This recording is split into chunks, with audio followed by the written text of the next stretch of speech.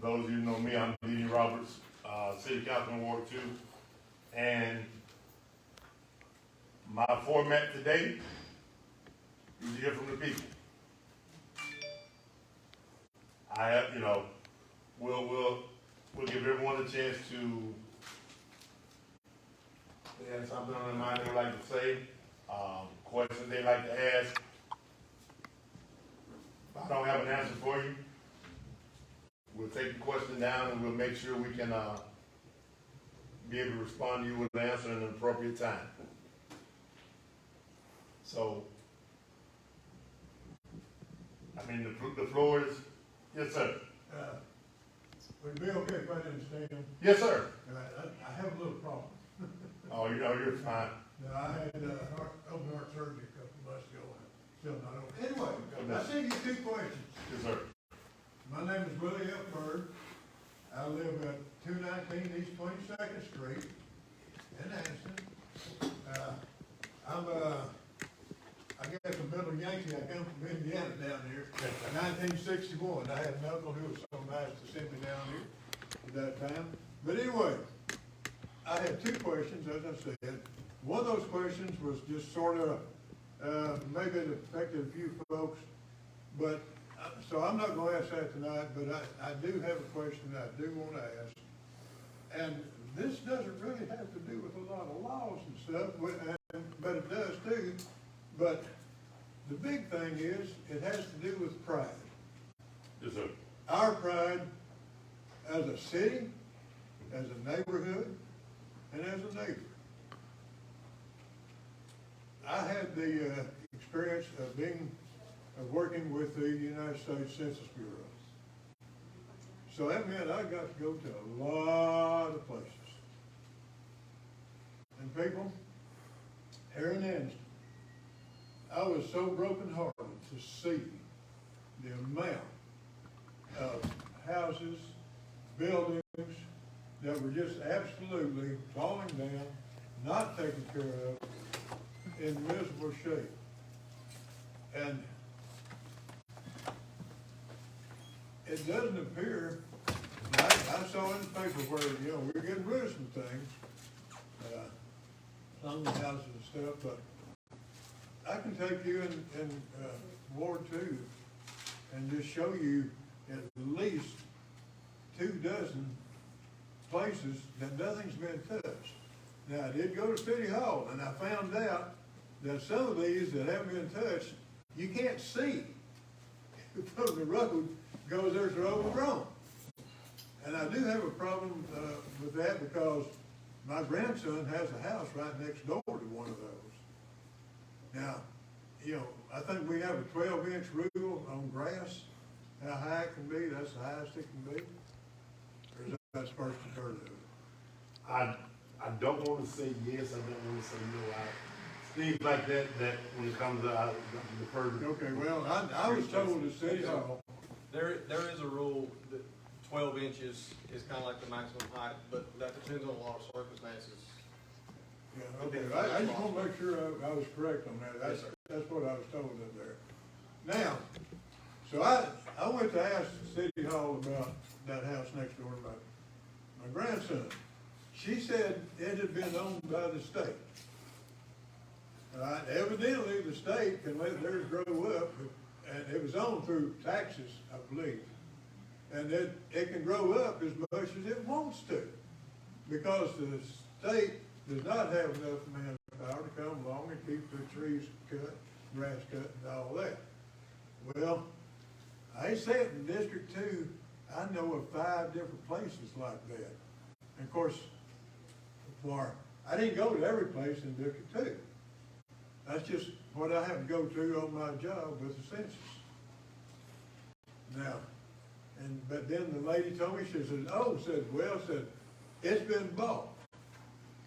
Since doesn't know it. Well, and I'm not sure I heard her right, because I was getting some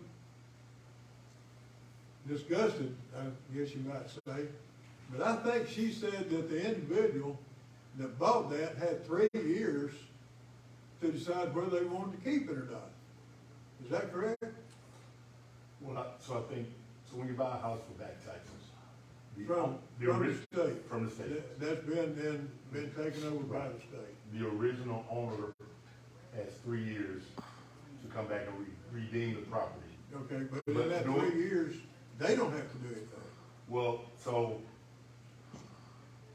what happens a lot of times, and I know a few people who've done it, they'll buy these properties and they'll wait 3 years to see if anybody come back to do it, to try to get them. Now, what you can do, once you get that property, any improvements you make to the property, any other people on the property, if you keep your receipts, if that person comes back to try to redeem it, they'll have to pay all of that money back to you plus interest. Well, I've not seen a lot of that property being organized. I came down here in 1969.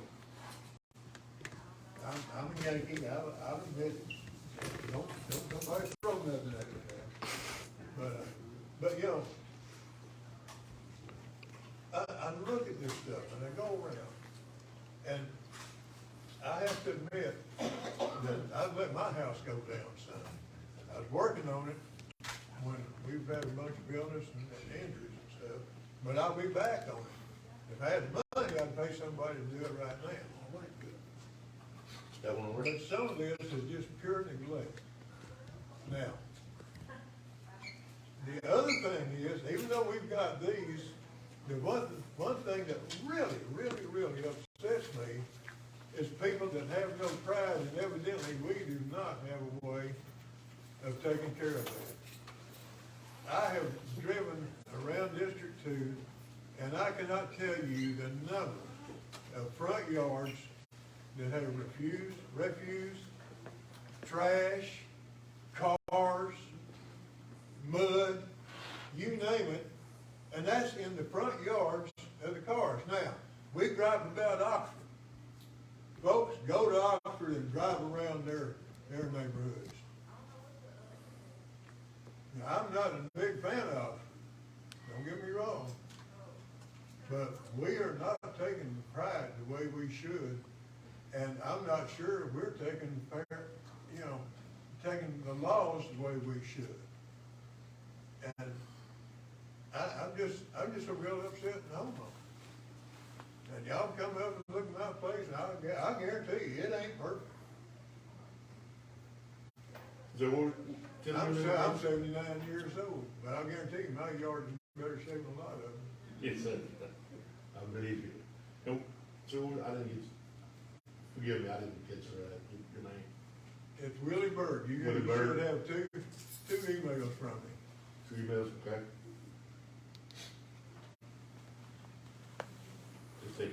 What I'm doing, I'm just taking notes on my phone.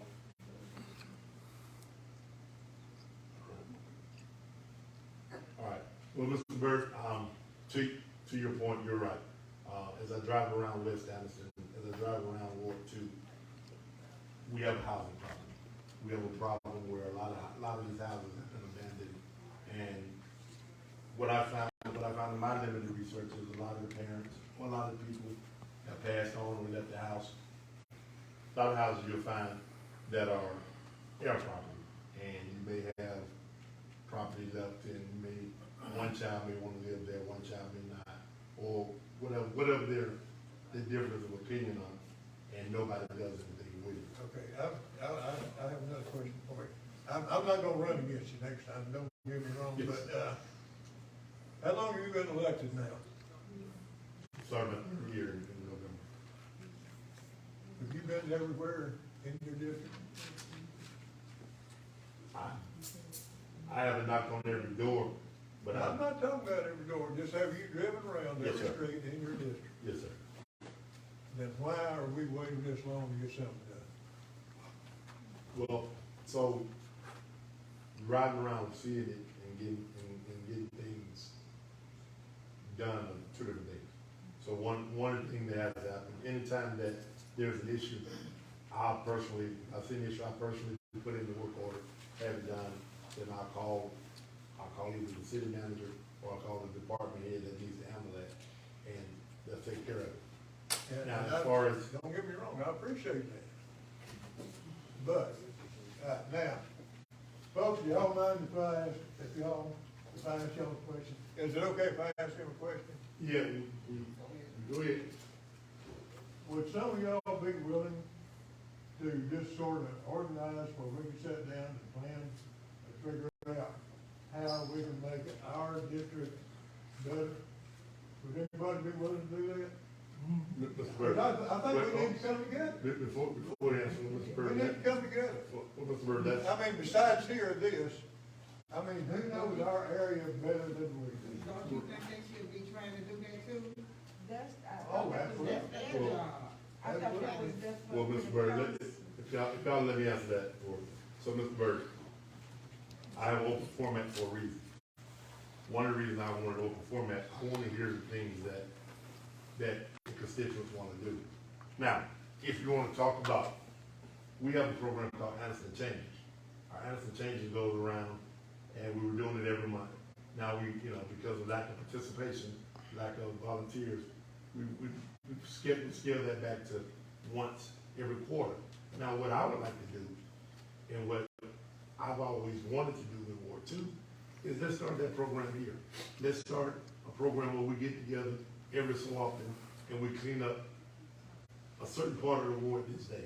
Now, what all would that take? It's gonna take volunteers, it's gonna take time. But now one thing I do know if we start that in Ward 2, eventually that can spread across the whole city. Now, yes, it is our job to come up with ideas and solutions, but our job is to try to lead in the right direction. Our job is not actually to be a do-all. It's to understand and represent our constituents. So if that's something you think, like I do, would be a great idea, I would love for you to be on that committee with me, because I don't think our city employees should have to come behind us and pick up paper that we throw out. And one of the things that has happened here in Anniston, in certain parts of sometimes we become entitled. And what we'll do, we'll see somebody in our neighborhood picking up paper. And the reason I'm saying this is because I was a part of a cleanup where someone asked, what are y'all doing? Well, we just trying to pick up paper. Then we go back the very next day, and what happened was, or we go back that Monday, and there's just as much trash in front of the house as we picked up. So at that point, that's not a city government problem. That's a problem from the constituents. Now, you're right. We do need to take pride in our area, but I can't make you have that. But what I can do is facilitate a meeting. We want to meet up, if we want to do whatever. I'm quite sure I can get Mr. Arnett to give me all the resources in the world. If we can pick it up, leave it on the side of the road, and we get somebody to come pick it up, we won't even have to take it to the trash. Okay, We just have to bag it up. So and I appreciate that. Yes, sir. But, there's some places we can't go. If I'm not mistaken, we can't go on, private property, right? You're absolutely correct. Okay. But, and there's something that, when you see these yards full of cars and trash and stuff like that, so can't we do something about that? So, Mr. Burr, what we have, our city has, with the help of Jackson and a couple other people, on our city website, we have a place where if you want to report a nuisance, you can go there and report the nuisance. And what'll happen is it'll go to that department, and our code enforcement department will go out and take a look. If you don't want to do it, give me a call, let me know where it is. I'll come fill it out. I don't have a problem with it. It's just, a lot of the times as we go from here to there, a lot of times there's no excuse, but we can't see everything. So if it's something you see that you want us to take a look at, either get the website, I don't mind anybody having my personal cell phone number, call me, and we can take a look at it and see if there's something that we can do. All right, Mr. Baker. Yes, my name is David Baker. I live at 1116 West 17th Street. I have three questions that I have a statement to make. West Anniston Foundation had a security grant that from the federal government. They got $1.5 million to rehabilitate the homes in West Anniston and across the city. I understand that the city was supposed to match it with $135,000. They haven't received that money yet. I was told the other day that they have not received that money from the city. And let me just make a comment on that. They're going to use some of that money to make sure that they could train people from the neighborhood to go out and, and train how to work in the system. However, they was told by two of the councilmen, or one of them, and I won't call their name personally, but that's too much money to train people how to get back into the workforce. It's environmental problems that we have in West Anniston overall. They're knocking down houses every day. They knocked down 3 in the mine community the other day. They knocked down 1 yesterday. And the consent decree was supposed to be that Monsanto will come and test where they knocked down the house. If the house was still remaining, then they couldn't get under to test it. After the house is knocked down, they're supposed to come and test it to make sure that the ground is covered, it was non-contaminated. They haven't done that. And I was told by a person from the city that, from the community, told me that I didn't know what I was talking about. And I said, well, I don't know what I'm talking about, and I'm the one that sat on and set this stuff in focus. However, they haven't been doing it. The grounds that they knocked down them houses, the contamination, some of the front yard was contaminated, the backyard was contaminated, but they couldn't get under the house. If they had a crawl space, they could go under and test. But then after the house is knocked down, if it was sent too low to the ground, it had to be removed based on time. And they are not doing it. So I'm just bringing that to your attention. And I want the person that from the city to know that I do know what I'm talking about. Another thing is that the money that West End Foundation secured to help repair houses, to help fix up homes. We had an organization and other organizations. General Jackson had done some mediation of some homes. I'd done 40 of them when I had my organization. Now this money that they want to have, you know that there's a criteria that you cannot, if it's in a brownfield site where it's highly contaminated, you have to be trained how to remove the soil and the wood and everything that's on that site. You just can't put John Doe out there. You gotta have a hazmat training. And that's what this $135,000 was to do, to help train these people that could get out there and do the work. Another thing is that the city have let us down. Is that 2 or 3? I know you said 3, but. The city have let us down on the other issues. The other issue is that we cannot communicate with you all like we should. That's another thing I've been hearing from the community. I get calls every night, every day about what's going on in this city. And I don't really want them calls, but I get them. And I try to reach out to people that can correct them. But it's getting to the point that when you go to a council meeting, you have to fill out a form to get up to speak and all that. It's supposed to be an open forum for us to be able to communicate with you. And that's not fair for the people that wants to come to the council meeting and express their feelings and their problems. I think that that's something that you all should look into. And the gentleman was right about he was right about the contamination of the soil and the people and stuff. You all started a program and then asked us that when they were picking up, like people from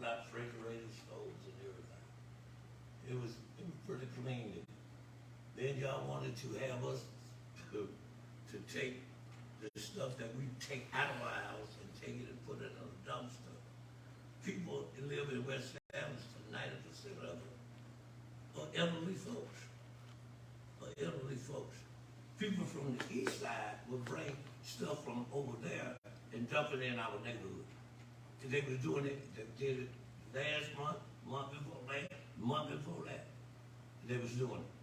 And it's crazy that you have to live in a neighborhood that you can't put it out there because you are not able or capable or financially able to hire somebody to do it for you and take it to the dumpster, to the trash pile. And it's not being done based on the fact that they have to set it out somewhere. So what I'm asking, is there anything in the reservoir right now for you all to start talking to the citizens that elected you? Not because I'm trying to be smart or anything. It's getting to the point that people are not talking to us and we are not talking to them, the community. You know, this is a fine meeting tonight, but it should be full. The reason is not because the meeting was called, and now it was started yesterday in the paper, and now it's tonight. Meetings of this nature should be expressed at least 2 weeks or a week before, for people to have a chance to come and express themselves. Yes, sir. Okay, so what I want to address with you, you know, because I feel you deserve an answer. So I don't think the $1.5 million that you're talking about the West Anniston Foundation, we probably want to take that a little offline because some of the things you said that the money was supposed to be for, we were not given that information. And here it is in black and white. I understand what you're saying in black and white. I'm talking about what's in black and white. Okay. I'm not talking about off the top of my head. This is in black and white, where it was, the money was supposed to be allocated. It wasn't like you all was gonna take the whole grant. It was to help for a training program.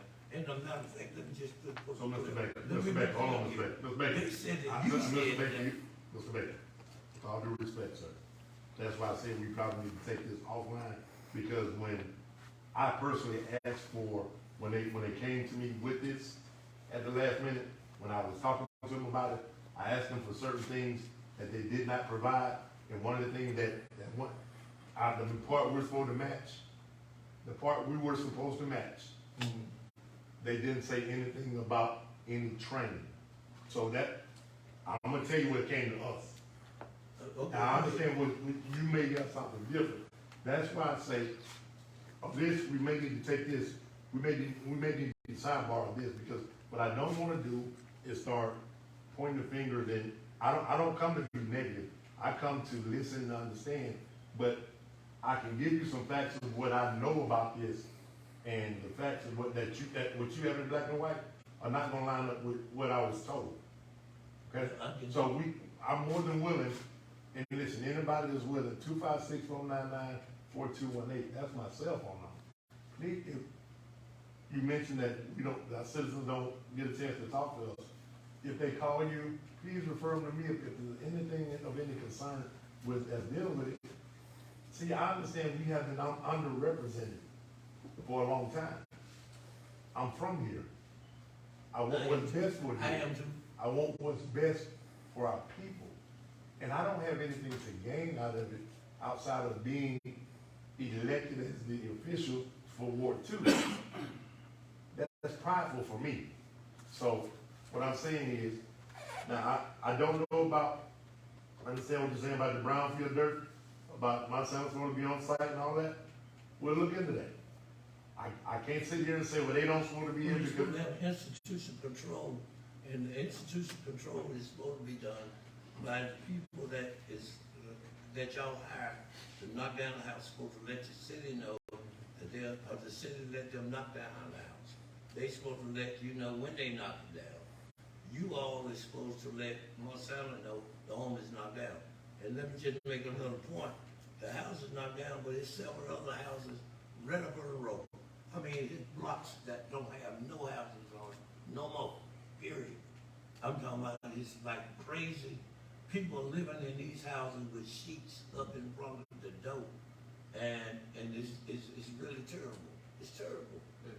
And they selling drugs and everything else out of it. All right, Jason, you want to respond to Mr. Morris? To which part? So as far as the tearing down the houses and environmentals, every structure that's torn down in the city of Anniston is done through code I enforcement. can't hear you. As far as the houses that's being torn down in Anniston, that's all done through code enforcement, which falls under the building and safety department, which is my department. That's your department. Yes, sir. So the environmentals are done on every structure, every property before the house is torn down. So before that structure's demolished, we have an environmental report. Now, if the report states that there's possibility of contaminants there, then once that house is demolished, that report goes further to Monsanto. Okay, let me let you know something. That is not, well, what you're saying, they supposed to let you know there's possibly environmental problems in the front yard or back, because they can't get up under the house. They can only tell you what was found in the yards. Yes, sir. Okay, once they tell you that means, like mine's have 341 part of million of lead, was the trigger level was 400. So remove it, so it's still there. I didn't have no PCBs in my yard. But when they went under my house, I didn't have none under that. But in the front and the back, I had lead. PCBs, once they tell you, if you're knocking it down, if you got a person that's knocking it down, that you know, that y'all give them permission. Once you give them that permission, that's fine. But Monsanto is supposed to know, to come out and test that soil that they knocked that house down. Because every house in Anniston, the roots of it was contaminated. You are correct, Mr. Baker. What I need you to do is, could you relay the addresses you're concerned with to D? He will get them to me, and I will give him the reports that Monsanto gave to us. I run the engineering But department. I got, listen, If you have the list of addresses, that's great. I will go through and I'll check them and make sure, That they because went that's out part to of our test. job. Okay, then they went out to test. Yes, Okay, guess what? okay. I just left San Francisco yesterday, Saturday. And I left San Francisco, out there, we was talking about Anniston, Alabama, Yes, sir. the worst contaminated place in this country at one time. All right. So what happened is, Let's make it. All due respect. I know it, I understand what I'm saying. but let me But get, we're getting a little off base here. I'm not off base, because listen, if I was off base, I wouldn't be up All right. talking about it. Off base is not talking about that. I'm talking about the seriousness of them children playing on that ground, and if it's contamination on it, they're gonna get sick, period. That's it. All right, appreciate it. I think I saw his hand first. Yes, sir. Okay, my concern is, State your name, please. William Stephen, I live in West Anniston, I live in the Carver Heights area. That once upon a time in the 70s and the early 80s, that was one of the newest areas out in West Anniston. But today you come in the area, it's not that way anymore. And simply because, we haven't, I don't know the protocol or criteria, but I did report it I did report it, and I did report it to you also back in October and November last year about, the situation. We don't have I can sit on my porch a whole weekend, never see a police presence come in my neighborhood, circle around in the circle where I live in. But when I was growing up over there in the 70s, police came back several times during the day. And I don't know the protocol now though, but I don't know if we on the lowest of the total code, but we don't have no police presence. It's just like I was hearing, you have illegal car mechanic shop going on in your area. And then when I come to this meeting today, I hear reported that all of a sudden all the cars are gone. And I don't know if y'all don't took care of it or whatever, but I'll be monitoring it the rest of this week and see if those cars gonna come back. But all of a sudden today, I come in this meeting, all them cars, it's a lot of junk cars they work on and all that, and and then, and I'm a person, I work at night, I work third shift, and I used to love to go jogging before I had surgery. And I used to get chased by dogs just about every morning. I reported that. I came down to the police station, and I don't think I should. And I was always told, we didn't have no animal control person no more at that time. And I think we should have been on hire someone by now.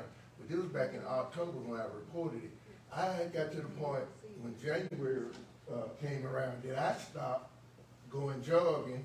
I just joined a fitness center and just go there and work out. Because I used to like to run because I was in the military. And then when I come back home from the military, I like jogging. I got used to running every day. And so, and it's good in the cool of the morning, jogging, nobody out there, it seemed like me and the dogs. And people going to work, they wave at me and all that. But it was just, and then you just, like I said, illegal stuff going on in my neighborhood, which shouldn't be. That used to be one of the best neighborhoods in West Anniston. And then all of a sudden, you have, you can't even walk in your neighborhood without dogs chasing at you. And like I said, I reported it twice. And illegal activity. And then, I live in a community where we have some party. Well, people like to party. And but if we had police presence coming in the neighborhood, I shouldn't have to call the police because I got to go to work, be at work at a certain time. I can't get out my driveway because people want to party, and they clog up the whole. And I had to go over there and knock on the door to ask, hey, get your, I need to go to work. I said, I told y'all several times, do not block my driveway. And if an emergency went on, if we had a couple of elderly people in the neighborhood, if they got sick, our ambulance couldn't get up in there because we got all these cars parked, a car in the middle of the road, of the circle. You can't even turn around. That's my neighborhood, and it kind of ticked me off. And that I can't back out of my driveway and go to work because I got to go ask somebody to lift me out my own driveway. And then I was sitting there one weekend, I was off. A person drove right through my yard. Just drove right through it. And I went and said, hey, what's going on? And I said, y'all, I had to park my car in a certain way to keep them from driving through my yard. And but I feel like if we got a police presence on a constant, that won't be going on. And like I said, I contacted you, and we talked, but I'm proud of seeing all those junk cars out of the yard. And I come down the hill and I said, Lord, I come to complain about that, and they're all gone this month. But I'm happy that it is.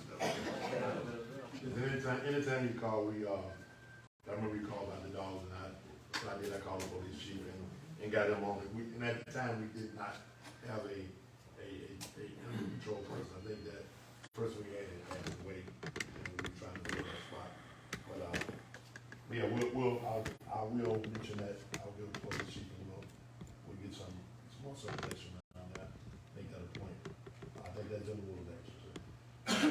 Well, first of all, let me say this. I haven't been to one of these meetings in a long time. But I will say this. You're doing a great job, and thank you very much. What's your name, sir? Wayne Spice. I live at 1526 Carter Street. Now, I lived on the west side since 1985, and of course, it's been going downhill ever since then. A lot of people that sit in this room are elderly. When these people pass away and these houses are left to their children, these children are not going to pay that mortgage. Some of these houses got second and third mortgages on them because that's what they left. And so young kids who don't have the money, don't have the job to pay those mortgages, are not going to spend that money on that house. And so it's eventually going to go down. They're not going to get the money to repair their roofs, air conditioning units, and so forth and so on. So a few more years later, that house is dilapidated where the city has to come in. Now, the other side of the story is, I don't want my children living on the west side. is contaminated, period. Everybody knows that. My daughter, when I pass away, right, she can sell that house and move it somewhere else that's gonna be a lot better to live in. Okay? And that's what's happening. When people are dying, these older people that are dying right now, those houses are either passed on or somebody buys that house, and that's pretty much about it. So the reality of it is that West Anniston will eventually, in the next 10 years, will be non-existent. Now, how you fix that, I have no idea. But we're living in contaminated areas, we're living in dilapidated houses, and everybody knows that there's young people that lives in those houses right now because their parents or their grandparents have passed away, they're not taking care of those houses. They'll let them run down until they say, okay, enough's enough, we gotta go ahead and move. And that's exactly what's happening. Exactly what's happening. I don't care if you cut the grass, I don't care what you do to these houses, it's gonna continue to happen. I see it every single day. I ride around a lot. I see all these houses. So the reality is that yes, West Anniston will eventually be gone. Now somebody's got to come in and buy up all this stuff, clean it up, and start building more housing. Is that going to be done during my lifetime? It is not going to be done during my lifetime. It's not going to happen. There have been some nice housing when I first got out of the military, up there in McDaniel Drive, some of the other places, Randolph Park, whatever. There were some nice houses. But another issue is that people don't take care of their property. They don't take care of their business. When the roof is about to fall in, they wait. And then they say, okay, when I got the roof falling in, my air conditioner's not working, now it costs you $10,000 as compared to $3,000 if you'd have fixed the roof and then fixed the next thing that was going on with your house. But we wait until everything is going. Then we look for, and I'm going to say this because I don't want to talk to them. Then we look for the city to give me a grant so I can fix my house. We're looking for money so I can fix my business. It's your business, not mine. I don't want to spend my taxpayer money to fix your house or my taxpayer money to fix your business, your barber shop or your restaurant. That's not my money. That's not what my money is paid for. My money is for me. I pay taxes so that you can have a better school, better roads. Okay? And it's not the business. It's not to build your business. And I've seen that happen in the last few years. People are saying, well, I want to get me a grant so I can, paint my restaurant or my business or whatever. No. That's not what that money's for. It's for the people to make sure we have good roadways, good schools, right, for our children. And I hope eventually one day I'll see a new Anniston High School. Hopefully one day. But we're coming here talking about, well, I need some money for this and I need some money for that. I can't get up out of my bed to go do this. I'm sorry. Yes, sir. All right, that's all I'm going to say because I will get on the bandwagon, believe me. I understand. Appreciate you coming. Hold on, sir. This young, then next year. My name is Gloria Cook, and I live at 1400 Crane Avenue. Yes, we do have a problem with West Anniston. I have things that irritate me. That people don't keep their places up. And I have especially two things that irritates me. I have to call and ask to cut the grass on, I think is that Clyde, it's not Clydesdale, it's Odell Drive. Down there, I have to call and ask them to cut the grass because I drive by there every day. And sometimes that grass is almost as high as that stuff, so you can't see. So it takes them a while to come out there and cut the grass. They're saying that they're cutting it like every 2 weeks, that is not or something like that. Yes, I was glad to see that. But that grass blows so high until, I cannot see the traffic coming from the other side. And I'm sure that other people have that problem. Also, I have a problem where I drive through this place across the street from Easy Riders. That is a junky place. That man needs to clean that place up. It irritates me every time I go by there. I drive by there. Is that who it is? I don't know who it is, but they need to clean it up. It looks like pressed wood out there, whatever out there in that place. That place needs to be cleaned up. And every time, I don't know, people don't even take stuff to their own neighborhood. They always bring it to the west side, like those cars and things down there. off from, is that 13, down in that area? You know, cars and things down there. You down there put a car, a wrecked cars down there. They always bring it to the west side, and they never carry it to their neighborhood. You know, this is sickening here. We need to clean that stuff up. We can't have a good neighborhood for other people bringing that stuff in the neighborhood, junking it up. Yes, sir. So as far as the place across from the Easy Riders, that was actually brought to my attention again last week by some of my personnel at the fire department. So I've already visited there. They know they've got to clean that up. We're working on a time frame because it's gotten way out of control and it's already in the process of being handled. So that's just let me know or let Mr. Roberts know if it's not. And of course, I'm keeping an eye on it over the next week or so, but it's getting addressed quickly. Well, what about the wrecked cars that they're bringing out there on 13th Street? So, yeah, that's actually, you know, I gotta look at that. That's actually in Ward 3. It's in Ward 3, but what it is, they're putting cars there.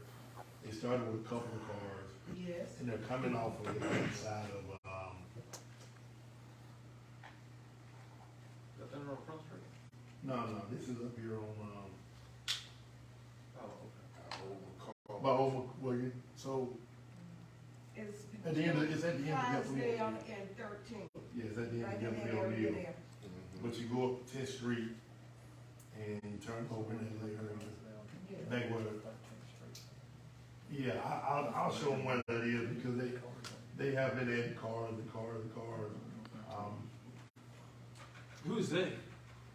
I don't currently know who lot that is, but I'll get them, I'll get the city to check on the zoning, on who owns the property and see what's going on. They just been, yeah, hold on. Y'all don't forget one thing. We're still better off than some folks in surrounding areas I can name. So even though we got gripes and everything, we doing better than some, and we gonna do better. But so, Mr. Crook, anytime you see any grass, any grass, limbs, or trees, or anything that's obstructing any stop sign or anything, just let me know. And, cause those are safety issues, and whenever I call them safety issues, it's generally handled before I can get by to check and see if it's been done. So, we'll definitely keep them involved in that. Yes, sir. My name is Richard Farrell. I live at 1529 Carter Street. And Ms. Crook just brought up a couple of things that I was going to bring up. Number one was across the street, the Easy Rider, and another one about the cars, all these junk cars that they haul. Another thing I want to bring up is the county brought their dump trucks and things all out there. But why is it in the city, not in the county? You talking about right at the end of In 15th Street? I mean, you know, I've been living there for 40-some years. I'm from here. I left here in Jordan for, say, 20 years and came back. Because I like the area. But it seems like every time something happens, all of the junk stuff is always going to come in our neighborhood. And why? At one time, I know the county used to be up in the county out there, you know, and all the dump trucks and all that stuff. Then all of a sudden, you're in the city now. We must start that to look at, see what's going on, so yeah. You didn't give us for that.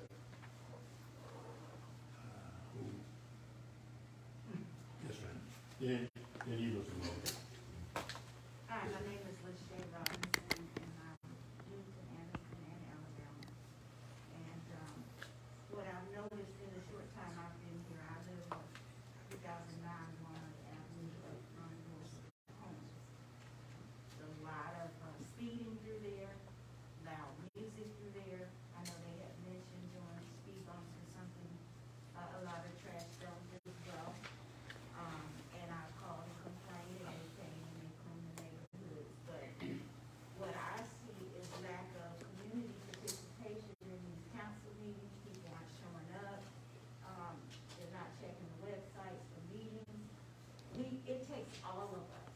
one or two people or just a small group of people is not gonna make a change.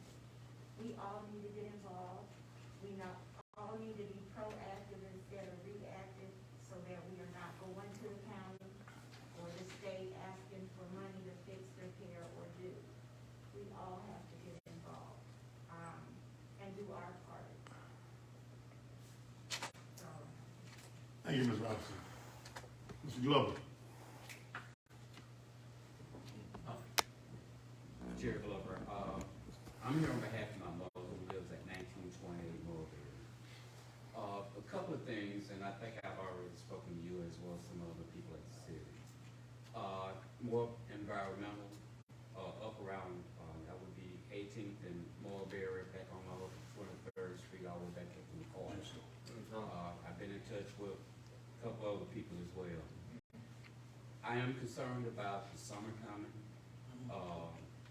I don't know if people know exactly what I'm talking about. There's a whole bunch of tires that is being stored in trailers along that route. I'm concerned whether or not it's becoming an environmental dump ground in disguise of being in a trailer.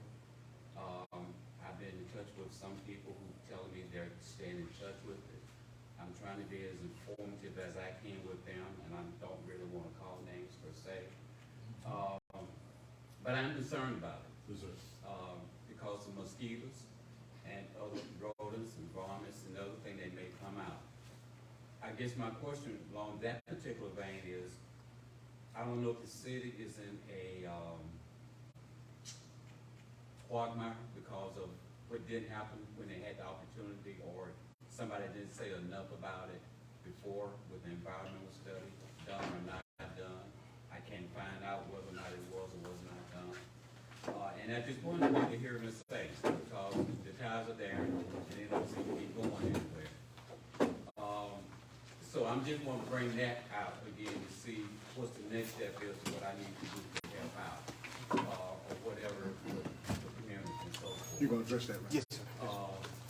The other thing that I want to bring to the attention is road department. I don't know if people know this now. Potholes are creeping up everywhere. In some places, you almost can tear up your car if you're not careful. I'm not sure if this in this ward, but around 18th and Nova Street, or if you go back down by St. Michael's Church, or if you go back down by 16th Street or 15th Street, I think it's just a matter of where streets have been paved and they have not been paved in quite some time, and they're beginning to wear out and other things begin to pop up, or either holes begin to occur. So I don't know if the road department is being mindful of that, or wherever the money is, inability to make sure that the roads are maintained. The second thing is back around my mother's house, long time ago when the railroad tracks used to go through there, I think the railroad company gave a track to the city, and the city kind of filled it in and maintained it. More recently, I think she informed that the trees are beginning to grow up. Public Works, she made a statement. I don't know if it was a complaint at this point, but she made a statement. The people came out, they dropped one limb and left it there. And the limb that they dropped was rotten. So I try to keep my mother's yard and surrounding areas clean. So again, I try to take pride in what she has. And as I said before, she's elderly. Whatever I can do to make her life as comfortable as possible and to be as decent as possible, because that's what they taught us. I want to do that. So my question is, one, how are we going to address the issues with the environmental study? What do I need to do to help out? Second of all, how are we going to address public roads and the amount of potholes that's creeping up? And then really the third thing I want to hear is from the city, had the word in my head when I got ready to stand up. Economic development. When we talk about taking pride in our community, we talk about tearing down houses, what efforts are being made to bring business into the city, or into this community, so that people can get a job, people can make money, and people can take care and take pride in what they have. So if I could just hear from the city, what the city's doing to help the economic impact for this community. I see there are things that are happening on Noble Street. That's fine, that's all well and good. But what's happening on this side of town? And that's one of the things I would like to see more discussion about. Thank you. In the trucks from Junior Factory, they supposed to go down 15th Street, there's a truck right away, and across to 10th Street, they go up 16th Street.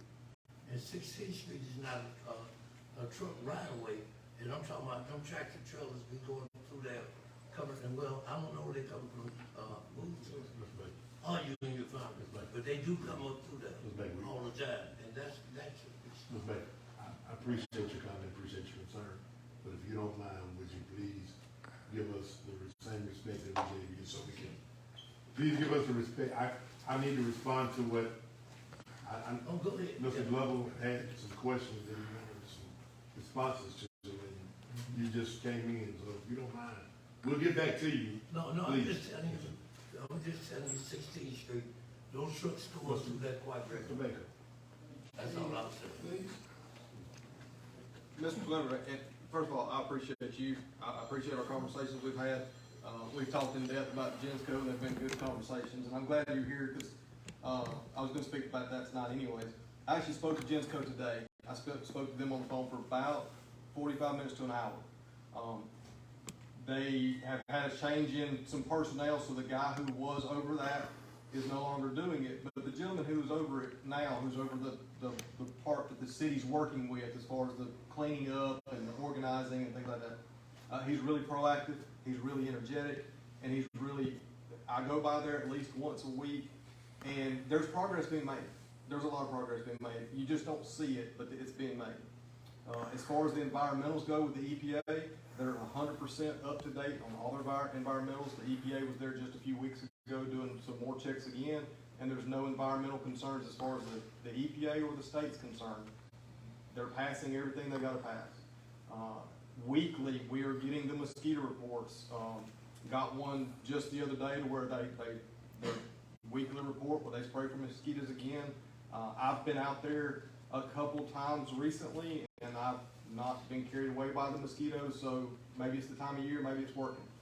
But they are diligently working with the city, sticking to the plan that we come up with, and making positive changes on their property to try to clean things up, palletize tires, get things more organized, and things of that nature. And I appreciate that. Yes, sir. I think the last time we talked, there were some things that they had told you they were going to do. And I've been trying to look at it, see whether or not those things are happening. And I think if I remember correctly, I saw you maybe about a week or so ago, and you passed my mom's house. Yes, sir, Robert. So I know you're out there, Yes, sir. and I appreciate it. My concern again is that area back behind, Yes, over sir. back on the other side. Yes, On sir. this side, you know where they bought the property and transferred those trailers over, those trailers now beginning to fall, either because of rust or the weight or whatever, I don't know. Okay. But it's becoming an eyesore. And I know the trail is supposed to go through there. It is. And my concern is when people go with that trail, what image is that going to leave for the city if it's no more than just one or two, and they come from out of town and have to ride through there, and they come out with mosquitoes? I was telling somebody the other day, my mother killed a mosquito in her house, and it was almost 32 degrees outside. You know, that's not typical for mosquitoes. You know, so I appreciate what you're doing. Yes, sir. I know what you're doing, and I'm willing to do whatever I need to do to help you to do what you're doing. Yes, sir. You know, so I will get that to you. As far as the trail goes and the railroad right of way, the end of February, they were sent a letter stating they had 6 months to get that, because the Ladaga Trail is coming through there eventually, and the city's working and moving in that direction now. So they have 6 months, which should be around the September timeframe, to have all that removed from the railroad area. And it's not just right. We've got an easement there. They got to have cleared out and cleaned, and they got 6 months to do it. Does the easement go beyond where that trail is anticipated to go, close to the property where the property is currently located with all the trails? all those trailers should be. From what point? I'd have to look at the map and show you. It's something we'd have to look at and see. Okay. But it's the boundaries of the old railroad right of way is what it's gonna be. And the trail, the railroad that I was talking about, the track I was talking about was not where the trail's coming through. It's back around where her residence is. Right. And she told you about the trees that people out there cut down. It came out, but like I said, it dropped one limb, which was rotten, and left it. Okay. You know, I cut that. My gas, my time, because I wanted it to look decent for her. So, what she would like to have happen, you know, if the city and the public works, you know, if they would take some pride in their work, I think it would transfer to people in the community about, if the city cares enough about what I would like to see happen, let me share with them what I can do for them. It's a give and take. Yes, sir. And, Mr. Arnett, I'll get with him on that, and we'll get him back out there, and get all that squared away. And in concern about potholes, if any of you drive through and you see potholes, call Public Works, go online, put the online work order in. We have one guy out there fixing potholes, that's all we have. So we get work orders every morning, they go out and they're just filling potholes all day. So if we don't have that work order, that doesn't really direct us. We don't stop and fix them as we're going, unfortunately. You can always call me. Yeah, absolutely. And I will, but, I mean, even hearing this discussion now, it kind of raises the question for me now is, economically, are we okay? The city and us, are we okay? Because if we don't have what we need to have to do what we need to do, it goes, kind of goes back to this gentleman's sort of a comment. And I know maybe getting off key, and I apologize. You know, but I want to be able to say that, you know, we're a part of something that's meaningful and tangible. I'll let Mr. Post answer that. Yeah, when you talk about financially, we're more than okay. We're fine. I would tell people the pandemic was a blessing and it was a curse because we were able to make sure we did things the right way and making sure that we did not let the pandemic hurt so bad. And the big box stores helped us a lot. So we're going in the right direction. One of the biggest things I found, because I've been working for the city for 28 years, spent most of my time in West Anniston, 13 of my years in West Anniston. And the thing that I found out is, how do you do anything without a plan? And see, the thing about it, one of the first things that we did, we got a comprehensive plan in place. We got a map that says, even when I leave or the mayor leave, we know this direction we're headed. And we're talking about economic development. Economic development, we're doing things right now. What you see going on down on the market. When you do these things are not just because it's in that area. These are things that's going to economically impact this entire city. I never look at the city by ward. I always look at the city, what's best for the whole city impacts everybody. So it's not, I can't look at wards. And someone was talking about, what are we going to do with these houses that's being torn down in West Anniston? I got my person said, instead of tearing these houses that we're torn down, let's look at a way to start building some back up in West Anniston. We got a project that's in South Anniston because the land is already cleared. We're getting ready to try to put, when HUD approves it, we're going to put 13 more apartments in South Anniston that's affordable living. We're going to put that down there, and we're not going to be just any kind of house. It's going to be those houses that anybody would want to live in. So when we're looking at these things and thinking we're not doing anything else economically, if you look at what's going on in North Anniston, out there where the new grocery store is at, there's other things getting ready to happen there too. How does that help us? And like you see, how we finance it stable? That's what makes the finance stable. But that tax base is so important that we get that tax base so we can have things to do what we got to do in the city. Paving the road, we will never have enough money to pave every road that we got. It's just not realistic, and I just have to tell you that because, again, we have paved more roads this year than we have in the whole 28 years I've been in Anniston. But what we're trying to do, usually at 14th Street, we get partners. It's very key that you have partners to do this work because we can't do it by ourselves. The county and the city, we work together to pave these streets, and we do those things. And the same thing, you look at the money that we got for 14th and 15th Street, we can work with the water company to get those things done. We're looking at what just happened to Layton Avenue. That was because of the county, helping the county to get Layton Avenue done. So we're trying to look at things that's big, more travel, that everybody's gonna see. On 15th Street, you're getting ready to see the sidewalks, getting ready to be replaced, because if you want people to come in here, you gotta make sure your infrastructure looks well when they come in here. That's what people are gonna be looking at. When I come and look at this, because I ride down 15th Street, and if you look at it now, it looks a little different than when I first got here. Yes, those houses may be there, but I look down 15th Street and what people are doing with those houses on 15th Street now, then you got people, that's the avenue that runs through here and runs all the way out to 202. So there are things being done, and they may not be done as fast as people want them done, but now we got a plan, and we got a plan that everybody can follow, no matter what comes up, economic development, education. We got all these things that we have to partner with people because we only have so much to do what we can do. But the things that we're looking at is what's going to impact this entire city so we be fine. And that's what we're looking at right now. We haven't forgotten West Anniston. The Cooper Homes is really not off the map yet, but it's just a way. You got a new guy that's in housing now trying to figure out how we can do these things. But again, those are big ticket items. And so we're looking at what we can do to make this work. But I want to tell you right now, we in good condition right now because we got the right people in place. But you got to look at when I got here, and the Parks and Recreation. I was in Parks and Recreation when I got here. You had 125 employees in Parks and Recreation. 125, but you didn't have a club. You didn't have out there closer to what's that, Blue Mountain. That was our property. But now those 125 that had in 1995 when I started working for the city, now Parks and Recreation have 38 full-time personnel.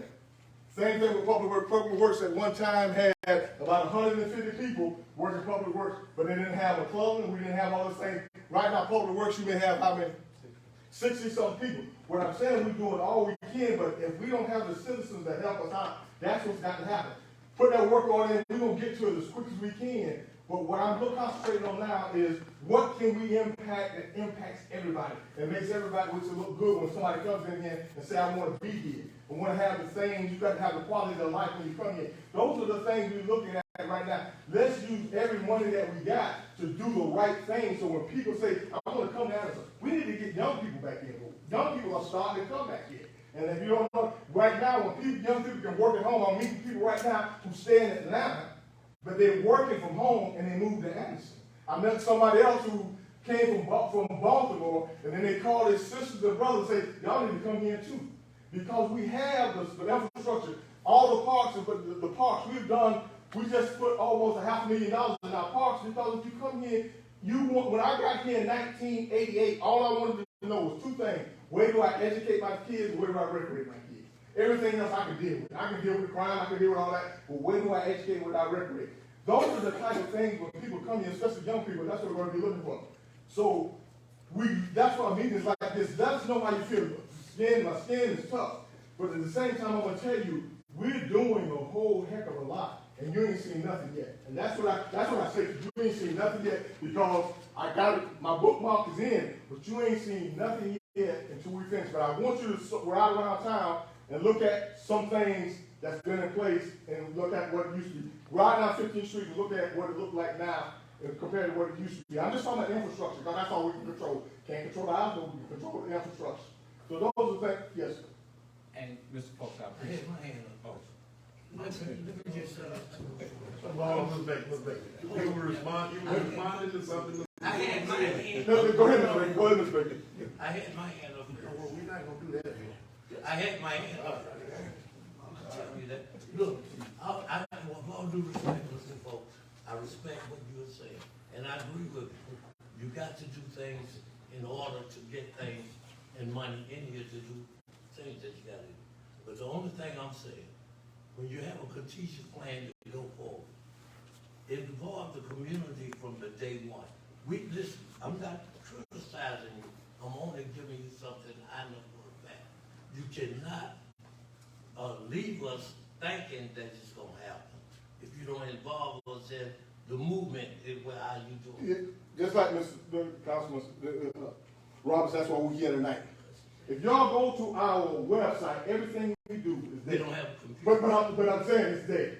Anybody want to find out what's going there, it's there, but, yeah, and then we have newsletters. If you want to sign up for a newsletter, you're going to get a newsletter. What we're doing is out there. We're not being covert at all. We're being as strategic, but we're also being as open to the public as possible. And that's one of the first things that when I became city manager, we got to get somebody out there to put our message out there in this day.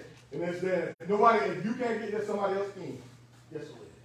And again, on the same vein, I got your newsletter, I'm getting it, and I respond to it sometimes. The website, I was at a meeting with the city school board a couple of days ago, and I think I went to the county board of education to try to get to their website.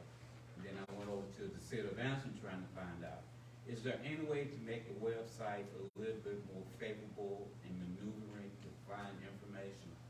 Because as an example, I look for your number just to find your email address. I almost had to go through 4 or 5 steps to get to it. And I'm just wondering if there's any way to look at that in terms of accessibility. Yeah, for sure. Yes, sir. But all I say to you, I'm one of them guys if I can find it. There's a contact bar right up there. I'm a computer savvy. I'm talking I'm still that guy. But I can find it. That's it. That's all I'm saying. It took me a minute. We'll do better. Yes, sir. I'm just thanking. Yes, sir. That's right. And I'm here listening because everybody, they call me and ask for things. And one concern that this young man was mentioned, there are people that buying property in West Anniston but don't live in West Anniston. They live out the city, just like Cooper School person that bought that property live out in Alexandria. And the other property that people buying in the black community, and then you want to put the blame on, but there's the people that going in, and I know it's some things that I can't discuss right now about the property sales that they're doing out here in West Anniston, so we investigating some of that. But my main concern is that I am so tired of what we're going to do with our young people that are going around shooting and thinking it's okay, like it's okay correct.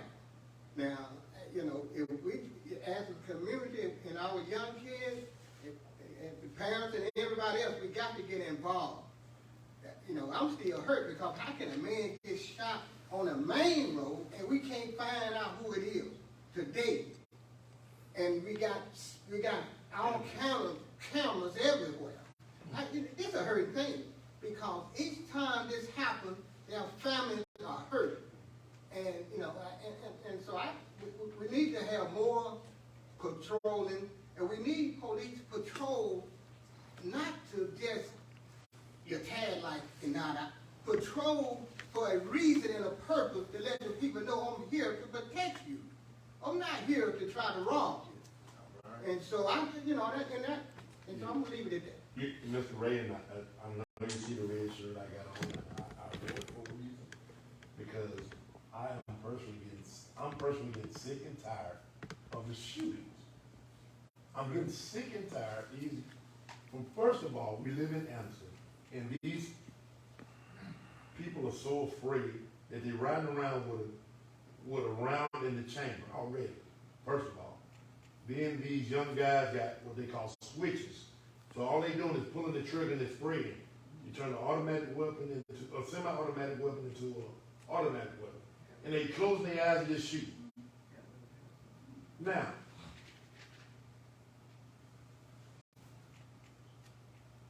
I'm a firm believer.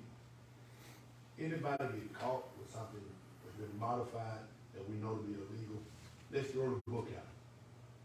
One of the things I asked when this situation happened a while back, if I tell the police, go look them young guys over there, I guarantee you they got some illegal guns. If we do that, then we profile, we picking on them. They profile anyway. But at some you don't point, put a blanket on 100 yards and stuff like that. We just need people to come in our community to patrol for a purpose to save and to look out for the people in the community. Proactive. Right, and I asked for a meeting, with situations that you brought before the council, last month before last, I asked for a meeting with our police advisory committee. If we have a police advisory committee, we should be able to go to this committee and sit down at the table and talk and come up with something, even if it's, now, I don't need the committee. I can go to the police department and say, hey, look, let's go sit up in the middle of Norwood and let's set up a table and sit down and let's bring these people out, let's talk to them. We are afraid of what we don't know. Blacks are afraid of whites because we don't know what they come for. Whites are afraid of blacks for the same thing. Until we can sit down at the table and talk, and I'm willing to be at any meeting with anybody when it comes to the safety of our citizens, because even in the Georgia Heights neighborhood, you hear more gunshots now than you ever hear. Guns are just going off now. Do we have we don't have the shot tracker thing. We don't have that like Birmingham. Okay. However, if it's the areas we need to patrol, we need to patrol. But unfortunately, what I don't like, and I probably shouldn't even say this publicly, a lot of the shooting that's going on, people know who's doing it. Right? These people know who's doing it. So now it's just a matter of, at some point in time, we have to protect the mass. And we do need to come up with a solution to help solve it. Because one issue that I think we can solve the issue, but solving the issue is gonna get you a lot more phone calls. Hold on, I think Mr. Jackson had. I'm gonna put this out there. I work for the utility. I worked for a utility company for 26 years. I worked in the part that if there was an emergency, I was in the position that I coordinated response to an emergency. And in that time of working at Allegasco in the service department, I learned that there were departments all over the city that worked in coordination when there was an emergency. The police, the fire, the gas, the water, the power company. There was always a connection between the organizations that came into effect when there was an emergency. But we also did preventive stuff. We weren't just reactive, we were proactive. There were things that we had to do on a weekly basis to make sure that everything that we had had control of was done the right way, just in case an emergency came. Power company was the same way. You did things that you had to take care of on a daily basis, weekly basis, monthly basis. I'm sure everybody heard of right-of-ways, right? You heard of right-of-ways. The right-of-ways, you might have the gas, the water, the power. You got underground. Everybody don't have a transformer above ground. Some things are underground. And everybody had to coordinate so that when I'm doing something to mine, I don't destroy yours. So we have to get to the point that we don't wait till citizens call and say we got this and that. We had to have our department heads schedule inspections in the areas every day, every week, and every month. Some don't need to be checked weekly. Some don't need to be checked monthly. Some may be semi-annually. But you need to have things scheduled, and there's maps.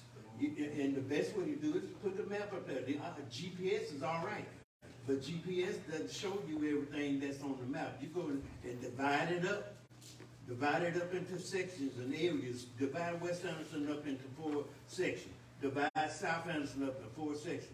Everything's done in sections, and then you check them, and then you won't have to wait on your citizens to call because you're getting out there in the district, in your periodic period, and go out there and you can schedule your workforce.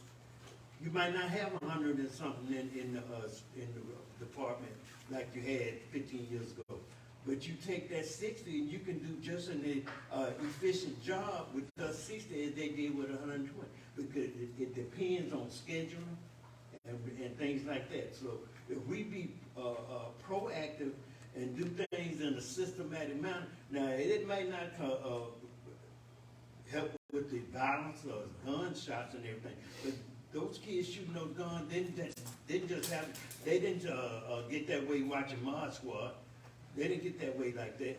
There are things that contribute, that what they call contributing factors. There's contributing factors to everything that goes on. If we get proactive, we can eliminate some of those contributing factors. Yes, sir. Let me say this. You're right, there's contributing factors to what these kids do with shoot, and this is the way it is. This is a contributing factor right here. And here's the other part of it. The police don't have anything right now in the legislature in the state of Alabama passed where you do not even have to have a permit or anything else. You can go buy a gun and you can be walking around. So the police is at what because they don't know who got a gun no more. Nobody knows who got a gun. They got a gun. So if I'm listening to this and I'm listening to Rick Ross and I'm listening to all those other folks who tell them get your gat and do all these things that they're going to do with, and then parents are buying these things and you can turn it on. I got an 8-year-old grandson. What is he doing with one of these? But he's sitting there unsupervised, and we can't supervise other people's kids. And that's the thing about it. So the only thing we can do, we only can react. Because when you're placed in a position, that's all you can do. But it's not the city's problem. I tell you, it's all of the problem. It's a problem because it ain't just here in Anniston. It's all over. But if you got a kid that you're going to give him this, and parents know they got a gun in the house, and they know that gun's in the house, and nobody's not saying anything. And then the thing about it, the young man who baby got shot on one shot, if I'm looking and I see who shot me, and I've got no snitch rule, I'm not going to tell you shot me, what is the police going to do? Well, I'm talking about that's responding to violence. But we got to be proactive when it comes to potholes and grass.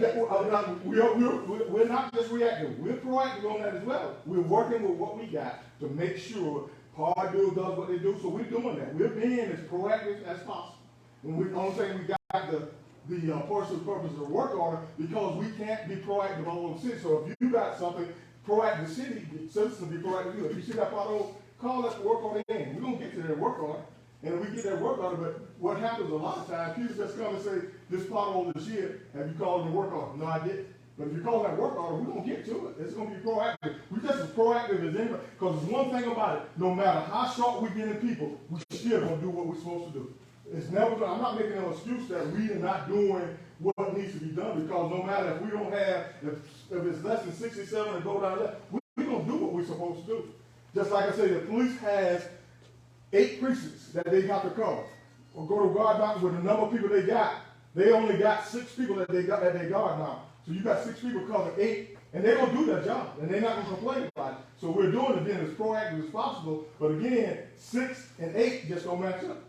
But I'm gonna work in that hole, but I'm gonna make sure that 8 is taken care of. But I got to double up on 4 because I ain't got but 6 people here.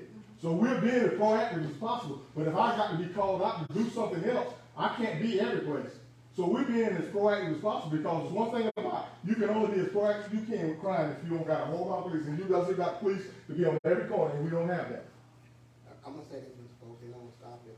You know as well as I know, NRA done bought the people that is their elected officials that make decisions. Even the governor, when she was running, she's shooting a gun, talking about it's not a step or a high step and all that stuff. They promoted these guns. And so these kids give me guns because all these guns out here. And so you have people and other people have people. Go and talk to the people that put in office and see what can we do. Because we're losing our kids behind all this bull. And so I'm going to leave it at that. Yes, sir. Now I understand that. That's what I'm telling you. That's why I don't want this to be, because we're not going to solve every problem in this yet. But at least we know we're talking to each other. We got a conversation going. We got a dialogue going on. That's the great thing to have a dialogue. I'm listening to what you're all saying. I understand, because this is one thing that my staff knows, and I know that I say the same thing. I work for y'all. There's no doubt in my mind. I report to the city council, but I work for the citizens of Anniston. That's what I work for, and I understand that. So we're going to do all that we can. So I just want to make sure that you understand the police is out there beating the ground, doing what they're supposed to do. And those are the things I want. That's why I give justice and councilman. They put policy in place.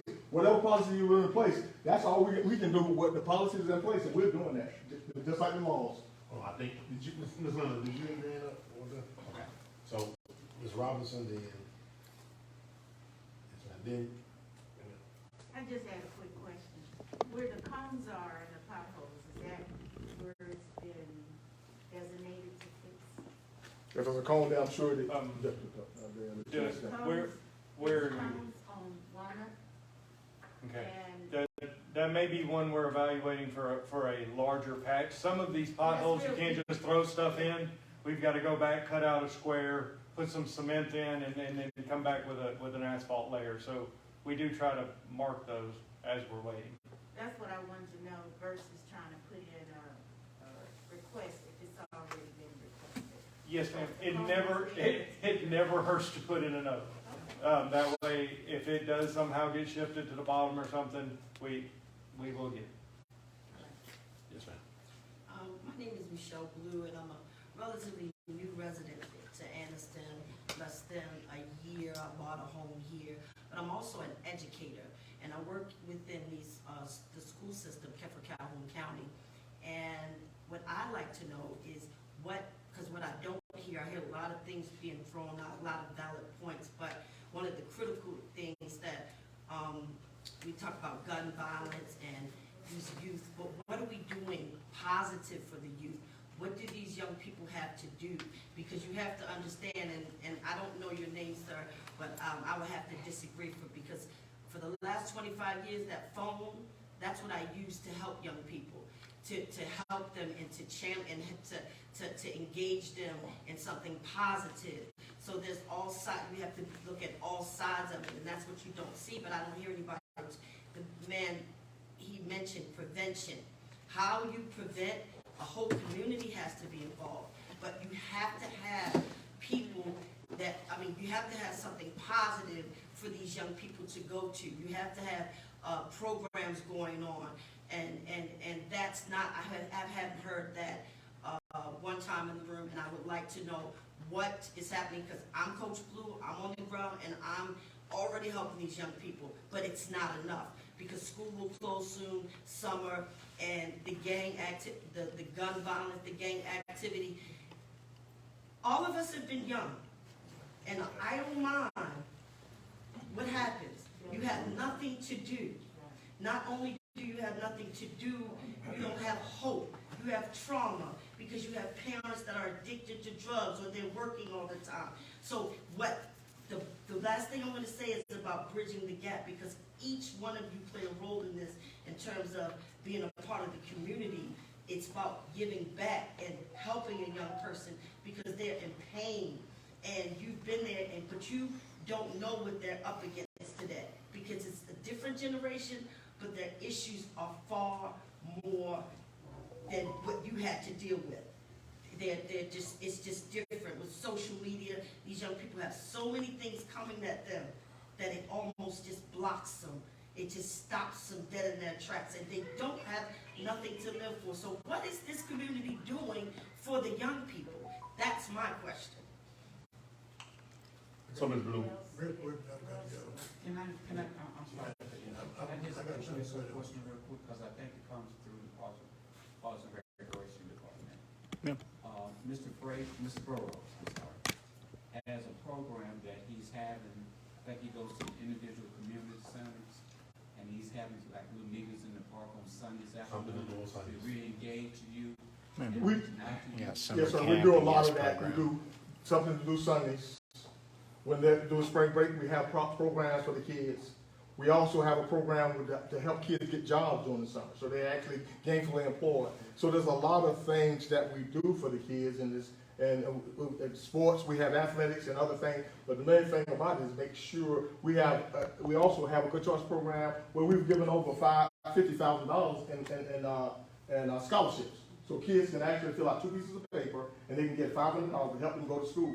I can count the number of kids that we've helped. So there's things out there. We have the YES program, Youth Empowered for Success, that we work with kids as well, looking at things that we need to hook them up with. So there's things out there, and the police department started YES program as well, where they actually helping kids to become police officers. If that's what they choose to do. The fire department works with kids to try to get them to be a fire person.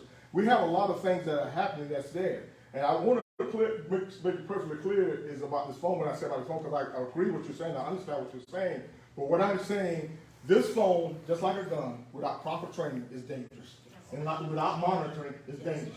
That's the problem we have. Is not the fact that you have the phone, not the fact you have the gun. It's that you have not trained to do with those guns. That's all I'm saying. We have these programs.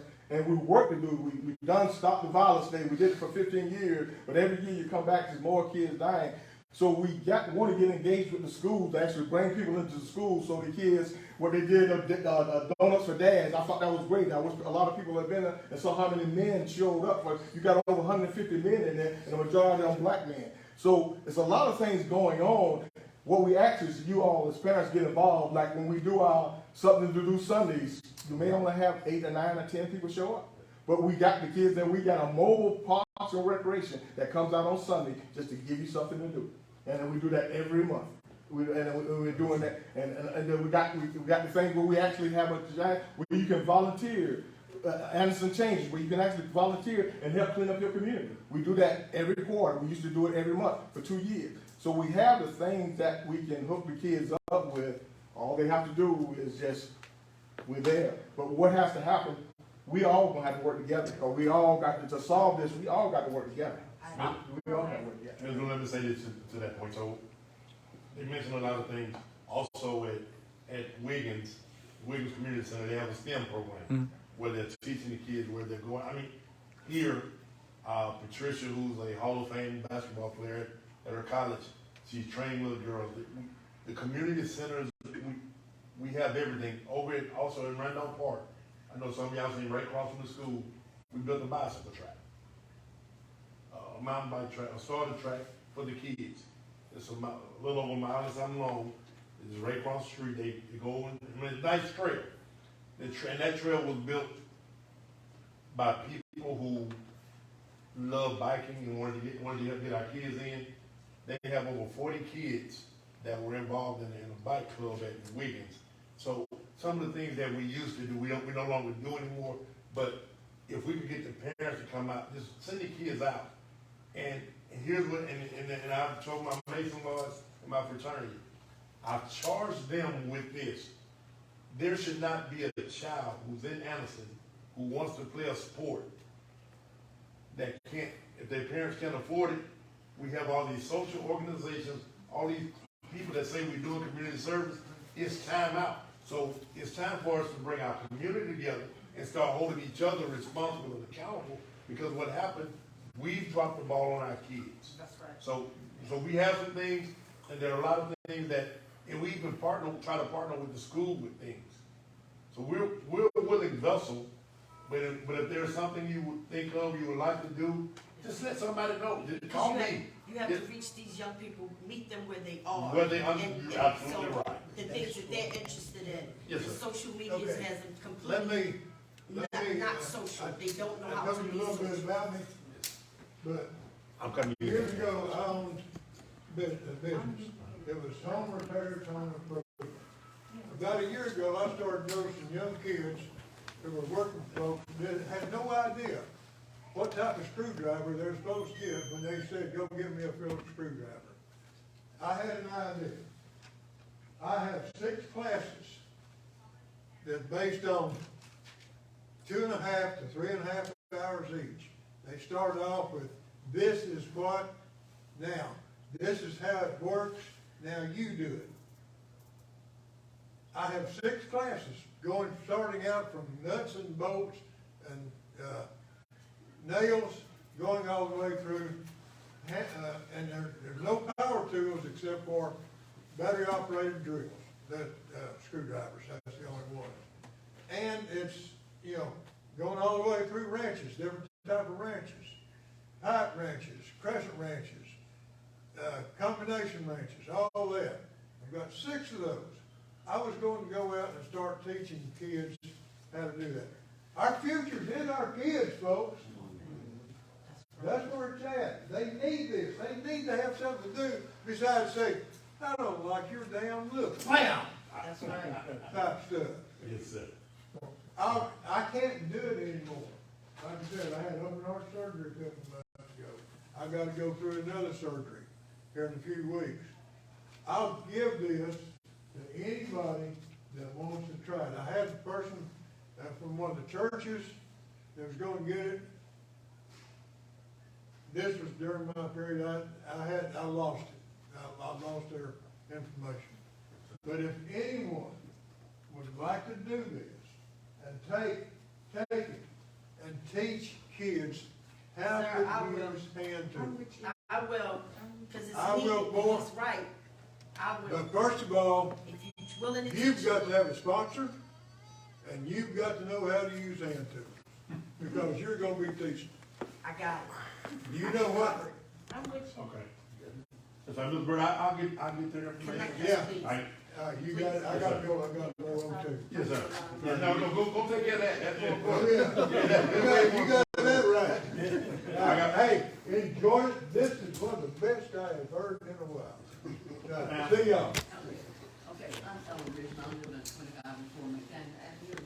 I'd like to say thank you all for, fixing sinkholes in Alexander Road, because that was fantastic. Okay, however, the strip that was applied at the bottom of the hill, McDaniel, is beginning to come up.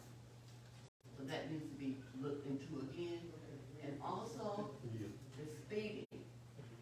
Could we get, I know we can't get speeding bumpers, but can we get some speeding stopping, because they come up that hill flying, and when they come down that hill, when you come up the hill, I was sitting on the right. And when the people coming down the hill, they're on my side of the road. But can we get some kind of speeding, something up here? Ms. Richards, we'll get Dave out there and look at it again, the strip, and what we'll do, we'll ride that street. So what happens a lot of times, you can't, so part of that area don't have regular curbs. We talked about that, so we have some things we can put down, some rumble strips. I'll get them, we'll get out there, and we'll find the best place to put them, and we'll do that within the next. Hey, somebody, do something about this dip right here on the southwest corner of this building right here, the dip when you get ready to come out of this parking lot. Drainage. Yeah. So, Drainage, I was here when they put it in there, it's that same drainage. It's got to, Great or something, great or something. drainage, it's drainage, just said that, yeah, I know, you just said drainage. All right, Ms. Robinson, you got something? Yeah, I just had a quick question about, Norwood Park. What are they gonna do there? I think that would give that area something to do, because it's like it's abandoned, there's nothing to do there. Literally. So they hang out right up and down the street, ride their little scooters or whatever. Right, so I think, Speeding.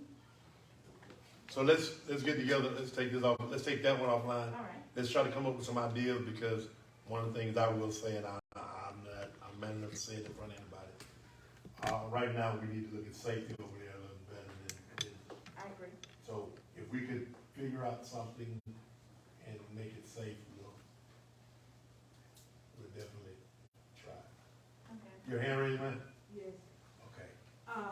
What I was gonna say is that, I mean, we got this notice like yesterday. Is there any way, plus the paper, putting an announcement that you are to inform people that, we're having a town meeting?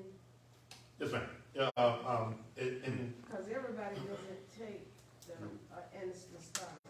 right, what we'll do, You can sign up and then you can sign up on the website. We email it out, Yeah. that and social media and the papers about all your options. so we do have I do have a Ward 2 Facebook page, but what I will do, if y'all put your phone, if you put your email addresses down, I'll create an email group, and then I'll start sending information to that group. And then that way, you can pass it on. Not necessarily reflection on anything,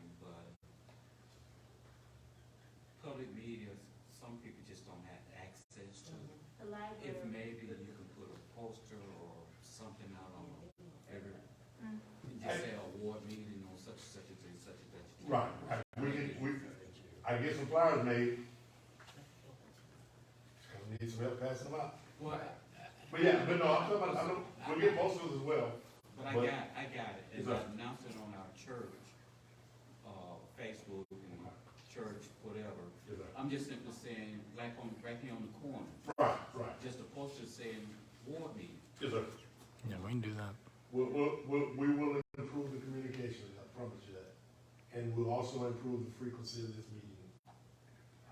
I would never agree to it, well, I can't say I won't agree. I can't tell you can do it every month, but we will have another one within the next, at least 3 months from now. So if this is April, we'll have one July. We'll have one, if we don't have one before the end of July, it'll be the first of August. But also, if there's any, Ward 3 is having a town hall meeting next Thursday in South Anniston.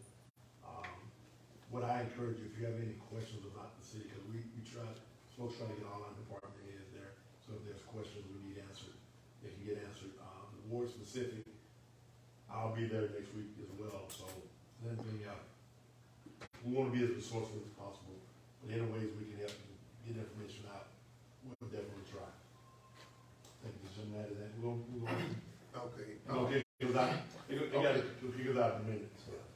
I was, like y'all be saying, y'all, I travel around the city looking and stuff, and I remember I used to be a former truck driver. And I know y'all have probably people, I know it's good paying jobs, but it's lonely, and then when you come home, you don't have nowhere to park them big rigs. But if we had some, truck stop or somewhere, I'm talking about not no little cheap one, a good one, that they can park their trucks and all that, because they park them all side the road, in the 15th Street, over there where the old McCoy, and then I seen they don't stop them for parking at the old Winn-Dixie. And so I know they, they enjoy what they're doing, but they don't have nowhere to park them right. Yeah, that's me and Councilwoman Smith have talked about that as far as trying to see and unfortunately, in Ward 2 is predominantly residential or some type of heavy industrial. Currently, we don't have a gas station that's west of Nova Street. You can't buy iron. So there are things that we're trying to look at, trying to get. A truck stop would be a wonderful thing. Just trying to find a proper location for it. So, but we talked about looking at trying to come up with ideas. But if you have some way you think of something, because I thought Old McCoy's would be a great place for one, but how do you put a gas station right there? How do you turn that where they park or that area into a truck stop? That's what we ran into. That's what I ran into with that's why I hit the wall at right there. They travel, on the main highway like 202, and it seems like that'd be the logical place somewhere right in there. Yeah. Seems like we got land there, but I don't know who owns it though, but I would say that these could be some good spots, when I told that the former guy that was in Ward 2, he said if truck stop, they'd bring in crime. Well, we already got crime. We already got crime. So, all right. I understand the crime he was talking about. All right, listen, I want, thank everybody. Let me say something for you and for other councilors also. When the United States has representatives in other countries, they have ambassadors. You can have a liaison between you and the citizens when you can't be available.